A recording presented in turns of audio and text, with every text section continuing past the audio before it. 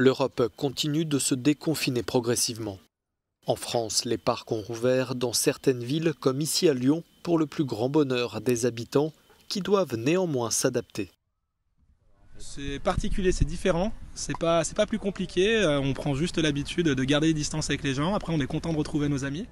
En France, les bars et les restaurants sont toujours fermés. Les Français doivent donc trouver des solutions pour se voir entre amis. Certains le font chez eux, d'autres se rendent dans des parcs qui sont ouverts ici à Lyon. Et puis d'autres encore en fin d'après-midi et viennent ici sur les quais de Saône. Quasiment personne ne porte de masque.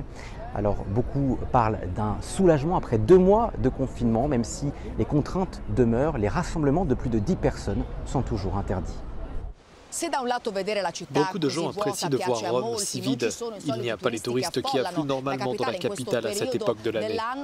Mais cette liberté finit par coûter très cher, obligeant de nombreux Italiens à faire différents sacrifices. Je me sens plus libre qu'avant, mais si la liberté, ça veut dire errer dans les rues du centre-ville et se retrouver ensuite dans cette désolation, ça ne me semble pas être une grande liberté. Durant la guerre, est-ce qu'on se posait la question d'aller à la plage? En temps de guerre, il y avait des bombardements, les gens avaient des priorités. Nous sommes devenus une société qui ne veut plus rien lâcher, même en période de grandes difficultés.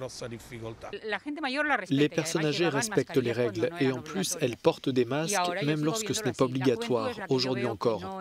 Mais les jeunes que je vois ne semblent pas vraiment conscients de ce qui s'est passé avec cette pandémie et qui perdure.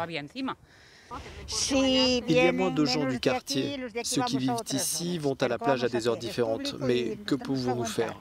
C'est public. Ceux qui vivent dans les autres quartiers n'ont pas la mer. Nous devons la partager. Certains espèrent qu'avec la réouverture des centres sportifs prévus dans la première phase du déconfinement, il y aura moins de gens qui feront du sport dans les zones de plage. Cristina Giner, Euronews, Barcelona.